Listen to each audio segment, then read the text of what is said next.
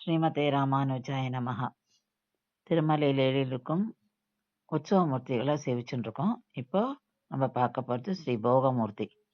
இவர் மூலவர் சன்னதியில மூலவரோட திருவடிகள் கிட்ட இருப்பார். இவர் நின்ன கோலத்துல சதுர்புஜங்களோட இவர் காட்சி அளிக்கிறார். இவர் அப்படியே மூலவரே, அதாவது ரெப்ளிகா ஆஃப் மூலவர் அப்படின்னு சொல்லுவார். அப்படியே மூலவர் மாதிரியே இருப்பாராம். இவருக்கு தான் இந்த கோவில்ல போகம் உபச்சாரம் எல்லாம் நடக்கும். திருப்பாவாடை அப்படின்ற ஒரு உற்சவம் நடக்கும். அந்த உற்சவத்தின் போது இவர் எழுவார். இவருக்கு தான் பிரசாதம் நைவேத்தியம் நடக்கும்.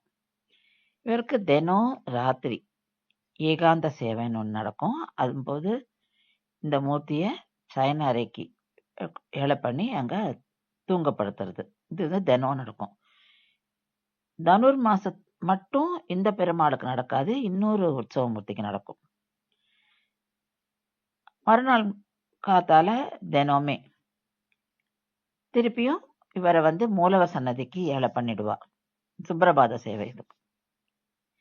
அப்புறம் தோமால சேவையும் போது இவருக்கு தினமே திருமஞ்சனம் நடக்கும்.